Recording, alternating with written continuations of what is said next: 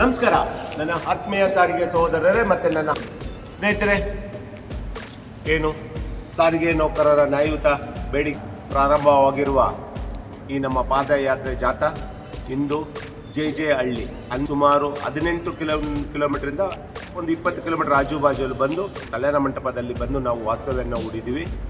So ಇವತ್ತಿನ 3ನೇ ದಿನದ ನಾಳೆ ಬೆಳಗ್ಗೆ ಇಲ್ಲಿಂದ ಹೊರಟು ಸಿರಾ ತಲುಪಲಿದ್ದೇವೆ.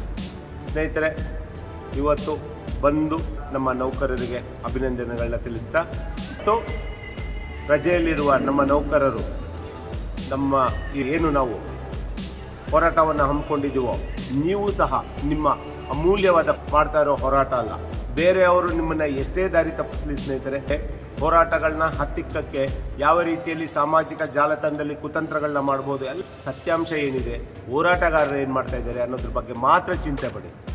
ಕೆಲಸ ಇಲ್ಲದವರು ಕುಡಿಯೋ ಕೆಲಸಗಳನ್ನೆಲ್ಲ ಮಾಡ್ಕೊಂಡು ಕೂತವ್ರೆ. ಎಷ್ಟು ಸತ್ಯಾಂಶ ಇದೆ, ಎಷ್ಟು ಸುಳ್ಳು ಇದೆ ಅನ್ನೋದನ್ನ ಅರ್ಥ ಮಾಡ್ಕೊಳ್ದಿರೋಷ್ಟು ಪ್ರಬುದ್ಧರು ನಮ್ಮ ನೌಕರರು. ಇದರಲ್ಲಿ ಅಜ್ಞಾನ ತುಂಬಿದಂಥವ್ರು ಯಾರೂ ಇಲ್ಲ.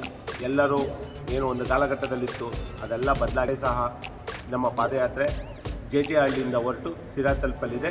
ಹೆಚ್ಚಿನ ಸಂಖ್ಯೆಯಲ್ಲಿ ಬಂದು ಈ ಪಾದಯಾತ್ರೆ ಜಾಥಾದಲ್ಲಿ ಪಾಲ್ಗೊಳ್ಳಬೇಕು ಅಂತ ಕೇಳ್ಕೊಳ್ತೀನಿ.